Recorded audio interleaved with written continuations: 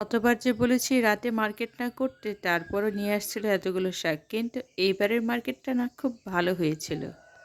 রঙিন সবজিগুলো নিয়ে আসছিল। মিষ্টি কুমড়া, তারপর বাচ্চাদের পছন্দের মিষ্টি কুমড়া, শাক আর আরও লাল, লাল টমেটো। সকাল, সকাল আজকে অনেকগুলো কাজ, তারপরেও কি করব? সকালে নাস্তা তো আগে রেডি করতেই হবে। সকালে নাস্তা রেডি করার পর বাদবাকি কাজ করতে হয়। শুরু করলাম নতুন ব্লগ ভিডিও। আজকে তপ্যকবি পরিবার থেকে সবাইকে শুভেচ্ছা, স্বাগতম আর ভালোবাসা দিয়ে শুরু করছি। এগুলো পরিষ্কার করতে না অনেকটাই সময় লাগে, আর রাতের দিকে এটা ভালো থাকে। তারপর সকাল হলে পাতাগুলো নিজে নিজে ঝরে যায় গাছ থেকে। তার মানে ডাটা থেকে পাতাগুলো একেবারে ঝরে যায়। কিন্তু এটা দেখছি পাতাগুলো অনেকটাই শক্ত ছিল আর ডাটার সাথে লেগেছিল।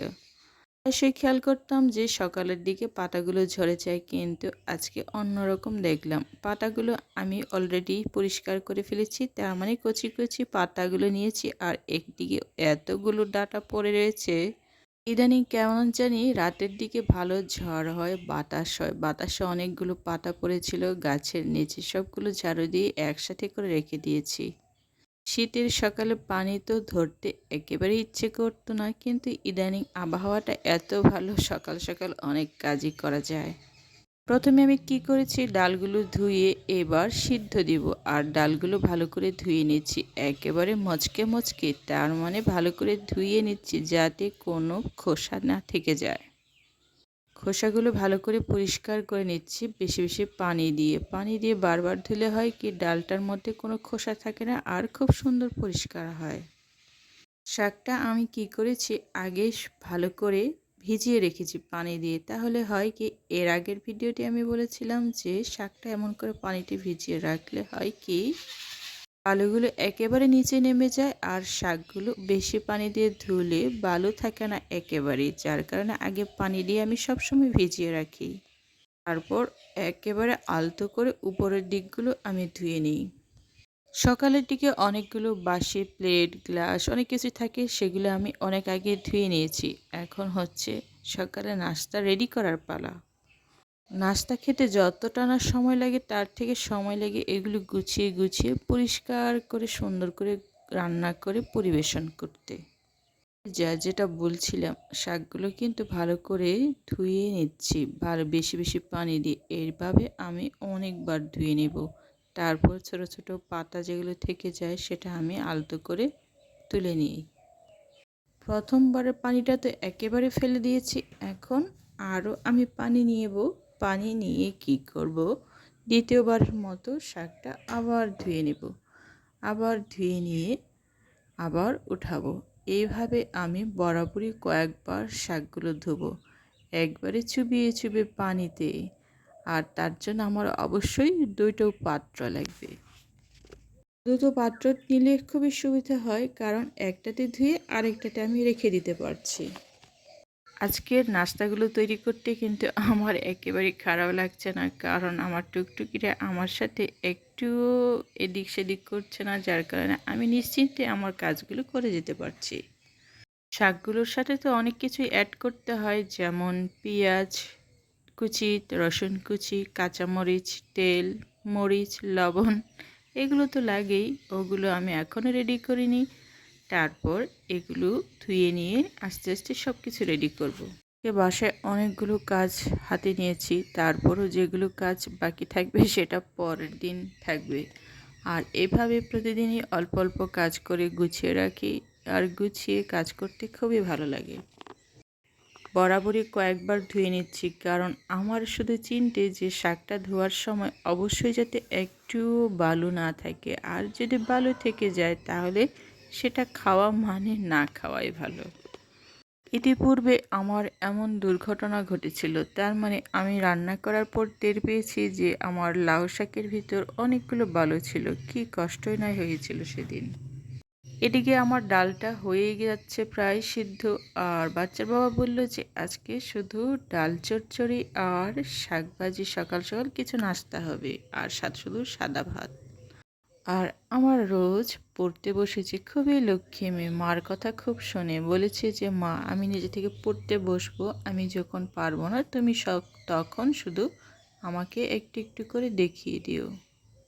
কেউ আমি প্রাইভেটে দিয়েছিলাম, যেহেতু ছোট বাচ্চা আছে সবসময় বসিয়ে পড়াটা আমার জন্য মুশকিল হয়ে যায়। প্রাইভেট ওকে দেওয়াতে ওই প্রাইভেটের পড়া মাঝে মধ্যে ঘরে বসে পড়াশোনা করে নেয়।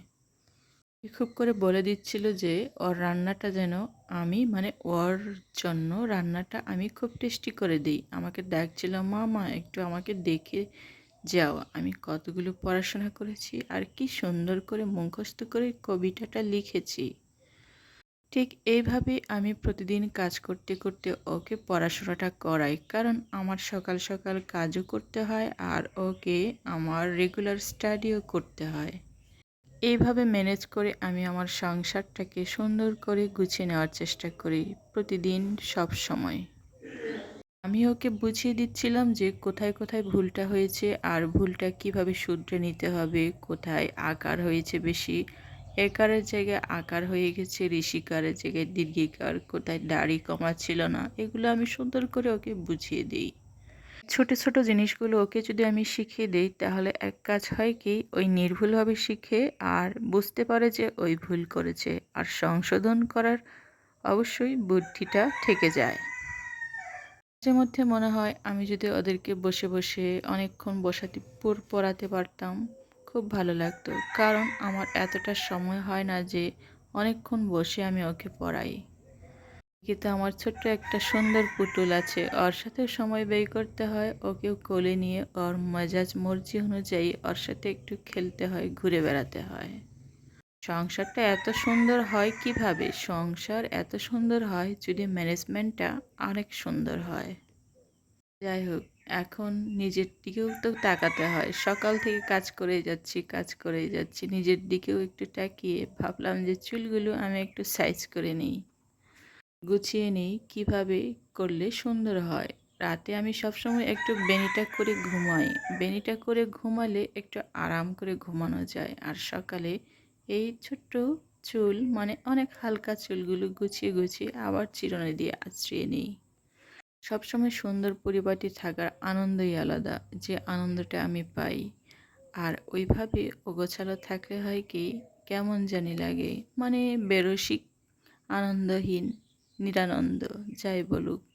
তবে সবসময় গুছিয়ে রাখার ইচ্ছেটা আমার মনের মধ্যে খুব থাকে, প্রবল ইচ্ছে থাকে যে আমি সবসময় গুছিয়ে থাকি, পরিপাটি থাকি। এগুলোই হচ্ছে জীবনের আনন্দ। তবে একটা কথা চিন্তা করি যে আগের সে বয়স, আগের সেই সৌন্দর্য তো আর ফিরে পাবো না। তবে চর্চা করতে, ব্যায়াম করতে সমস্যা কিসের? যেহেতু অনেকেই দেখি অনলাইনে এমন করে ব্যায়াম করে সৌন্দর্য ফিরে পাওয়া যায়। আমি মনে করি প্রত্যেক মানুষই সুন্দর থাকতে চায় আর সৌন্দর্য ধরে রাখতে চায়। তার মধ্যে আমিও কি অন্য কেউ? আমিও তাদের মধ্যে একজন। তাই কী করেছি, কিছু কিছু জিনিস দেখে দেখে শিখে রেখেছি আর প্র্যাকটিস করার চেষ্টা করছি।